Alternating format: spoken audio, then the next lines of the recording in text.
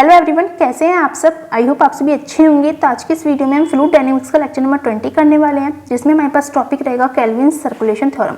Students, जो theorem है आपकी यूनिट 3 की थ्योरम है, बट यूनिट 2 में ही आपको करवाई जा रही है, क्योंकि ये इंपॉर्टेंट थ्योरम है, very very most important theorem है एंड वेरी ईजी एंड बहुत छोटी थ्योरम है। ठीक है, तो आपके जिसके भी इंटरनल्स होने वाले हैं, आने वाले हैं, वो इस थ्योरम को अच्छे से करके चाहिएगा। हो सकता है आपके इंटरनल में पूछ ली जाए, क्योंकि ईजी भी है तो इसलिए आपको पहले ही करवा रहे हैं। ठीक है, तो हमारे पास जैसे कि नेम है केल्विन सर्कुलेशन थ्योरम। तो केल्विन हमारे पास जिस साइंटिस्ट ने इस थ्योरम को दिया है वो उसका नेम आ गया है, और थ्योरम हमारे पास है। सर्कुलेशन हमारे पास इंपॉर्टेंट चीज है। तो सर्कुलेशन हमारे पास क्या होता है?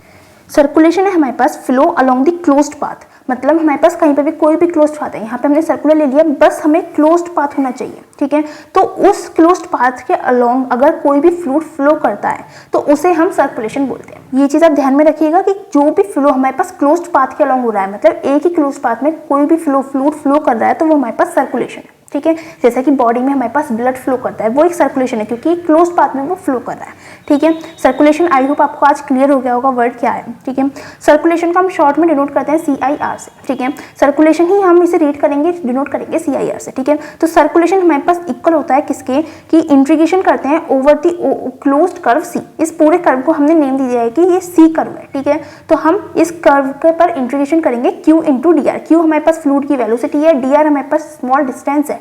ठीक है, जो मिनिमम हम डिस्टेंस लेकर चलते हैं वो हमारे पास डी आर है। ठीक है, तो हमारे पास सर्कुलेशन इक्वल होता है integration on over the closed curve Q into d are के। ठीक है, हमारे पास और किसके इक्वल होता है? हमारे पास Q क्या होता है? Q हमारे पास हम डिनोट कर सकते हैं कि नेगेटिव ऑफ वेलोसिटी पोटेंशियल। ठीक है, जो हमारे पास वेलोसिटी पोटेंशियल है उसका अगर हम डिफरेंशिएशन करते हैं with respect to distance on respective axis, जैसे कि del phi over del x, इस टाइप से अगर हम उसका डिफरेंशिएशन करते हैं और उस पर नेगेटिव साइन लगा देते हैं, तो वो हमारे पास वेलोसिटी के इक्वल आता है। ठीक है, ये हमने वेलोसिटी पोटेंशियल में पढ़ा है। तो हमने क्यू की जगह पर क्या लिखा? माइनस का डेल फाई लिख दिया है इंटू डी आर हमारे पास यहाँ पे है। ठीक है, और हमने जो सर्कुलेशन लिया है वो कहाँ से लिया है? ए से बी पॉइंट तक लिया है। ठीक है, ए से हम बी पॉइंट पर जा रहे हैं, चाहे ऐसे जा रहे हैं या ऐसे जा रहे हैं। ठीक है, तो हमारे पास ये किसके इक्वल आ जाएगा? देखो यहाँ पे हमारे पास जो ये पूरी टर्म है, ये डी और डी आर, ये हमारे पास बन के हमारे पास डी आ गए हैं। ठीक है, और हमारे पास फाई आ गया है। तो इंटीग्रेशन ए से बी माइनस हमारे पास बाहर आ गया है, ये दोनों कंबाइन होकर हमारे पास डी बन गए हैं और फाई आ गया है। ठीक है, तो ये हमारे पास सर्कुलेशन इसके इक्वल है। और इसे हम किस तरह से लिख सकते हैं? Phi a minus B. देखो आता तो हमारे पास फाई बी माइनस ए, जैसे कि हम इसका इंटीग्रेशन करते तो हमारे पास फाई आता। ठीक है, लिमिट्स हमारे पास ए से बी तक जाती है, that is phi b minus phi a, minus का साइन है phi a minus phi b, हमारे पास इसका इंटीग्रेशन आ गया। ठीक है, if the motion is irrotational then the circulation, अगर हमारे पास जो मोशन है वो इरोटेशनल हो जाता है, तो हमारे पास जो ये आता है, जो हमारे पास ये सर्कुलेशन आ रहा है, वो इक्वल टू 0 हो जाएगा। ठीक है, ये चीज क्लियर होगी। सर्कुलेशन मेन चीज, आप इस चीज को ध्यान रखिएगा, बाकी सारी चीज तो एक्स्ट्रा में बता दिए कि अगर क्लोज्ड पाथ के अलोंग हमारे पास सर्कुलेशन हो रहा है फ्लूइड का, तो वो हमारे पास मतलब फ्लो कर रहा है हमारे पास कोई भी फ्लूइड सर्कुलर पाथ में, तो हमारे पास सर्कुलेशन। ठीक है, और उसका फॉर्मूला हमारे पास circulation equals to integration over the closed curve Q into d r होता है। ठीक है, आगे की चीजों को इतना माइंड में रखने की नीड नहीं है, बस इतनी चीज ध्यान में रखिएगा, आपके केल्विन सर्कुलेशन थ्योरम बहुत इजीली हो जाएगी। ठीक है, तो अब हम अपनी थ्योरम पर चलते हैं, kelvin circulation theorem. Circulation I hope आपको समझ में आ गया होगा।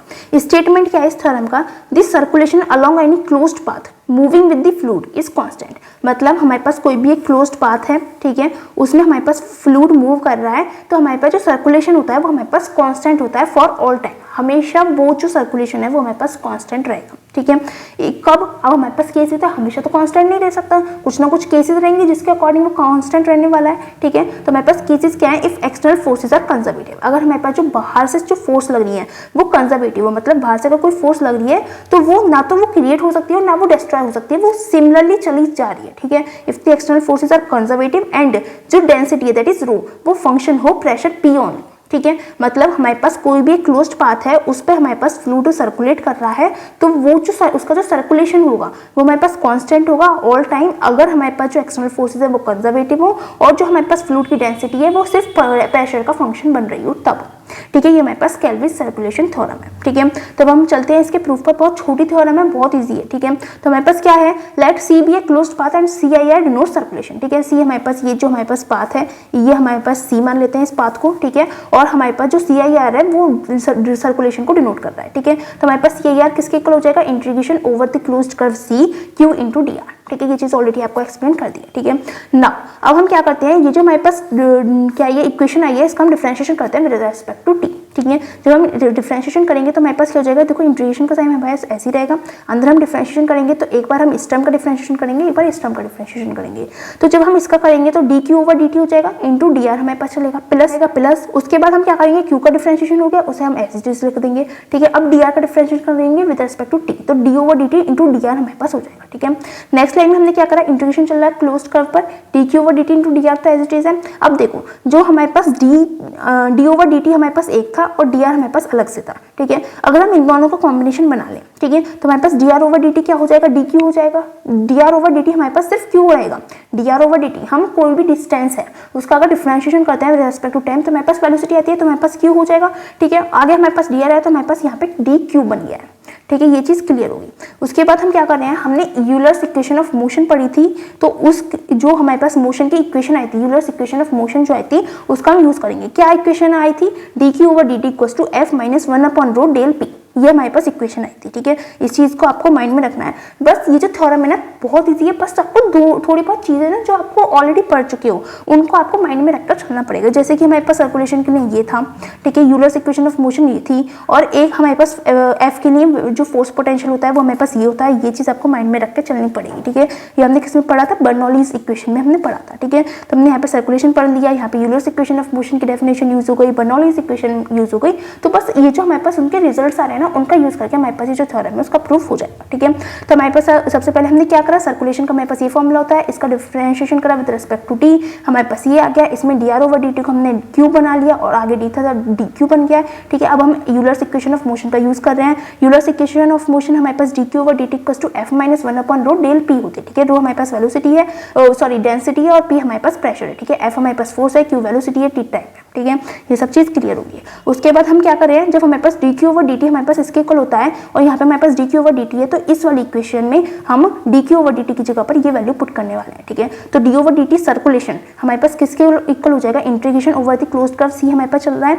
D q over d t की जगह पर आ गया एफ माइनस 1/ρ डेल पी, ठीक है, f minus 1/ρ del p into d r हमारे पास एस आ गया प्लस। अब देखो यहाँ पे हम क्या कर रहे हैं, यहाँ पे अगर हम देखें हमने इसे फॉर्म में लिखा है, इसके फॉर्म में लिखा है। अब कैसे लिखा, अगर हम इसका डिफरेंशिएशन करेंगे तो हमारे पास क्या आएगा, देखो जो पावर में टर्म होती है वो हमारे पास 2 आगे आ जाती है, ठीक है। और क्यू हमारे पास एस पावर में 1 माइनस हो जाएगा तो 2 - 1 1 रहेगा, अपॉन में 2 आ जाएगा, ठीक है, इंटू डी क्यू हमारे पास ये रहेगा, क्योंकि हम डिफरेंशिएशन कर रहे हैं तो डी क्यू भी आएगा।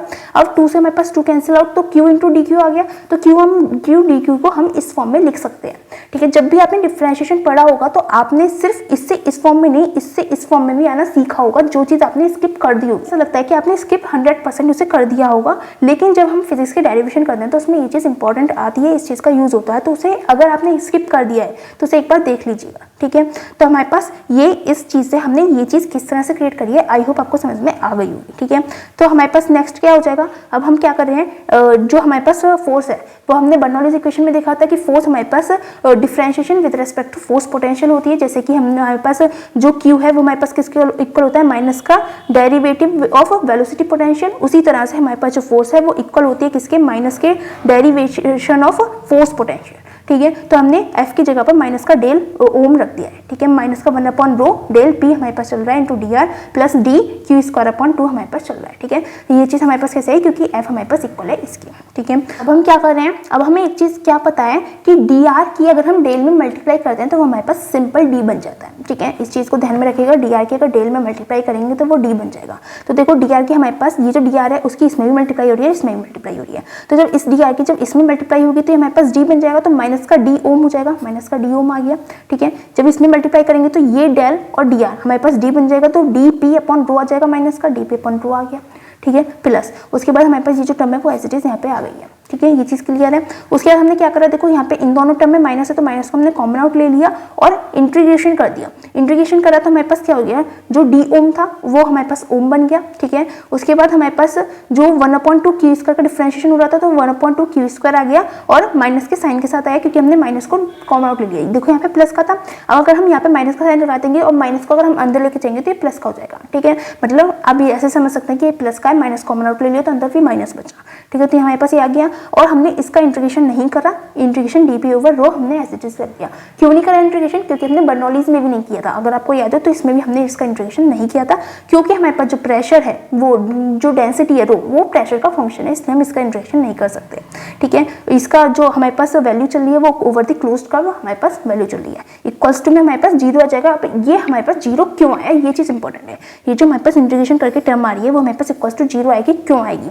क्योंकि सिंस द क्वांटिटीज ओम P Q are single valued, जो भी हमारे पास क्वांटिटीज हैं, क्या क्या है, एक तो हमारे पास ओम है, एक हमारे पास Q है और एक हमारे पास P है, ये सिंगल वैल्यूड है। रो को हमने क्यों नहीं लिया? क्योंकि रो तो खुद P का फंक्शन है, प्रेशर का फंक्शन है, इसलिए हमारे पास 3 वैल्यूज हैं, रो, ओम, Q और P, ये तीनों हमारे पास सिंगल वैल्यूड फंक्शन है। और जब हम इसका पूरे सर्कल में, जब हमारे पास जो कंटिन्यूस सर्कल है उसके टर्म में हम इंटीग्रेशन करेंगे तो वो सारी जो वैल्यूज हैं वो वैनिश हो जाएंगी, गायब हो जाएंगी। ठीक है, तो हमारे पास n vanishes in the circulation, तो हमारे पास ये तीनों चीज वैनिश हो जाएंगी। जब ये तीनों चीज वैनिश हो जाएंगी तो मतलब ये 0 हो जाएगा, तो 0 + 0 + 0 हमारे पास 0 के इक्वल आ जाएगा।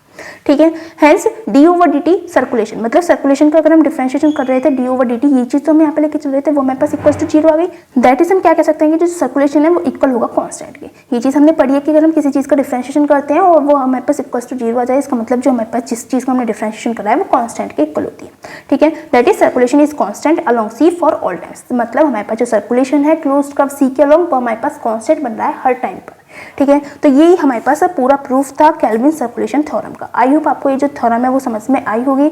बहुत इजी थ्योरम है, बस 2-4 पॉइंट्स का यूज हो रहा था, लाइक एफ का हमने माइनस डेल ओम लेकर चल रहे थे, यूलर्स इक्वेशन ऑफ मोशन का यूज कर रहे थे एंड सर्कुलेशन की फॉर्मूला यूज किया था।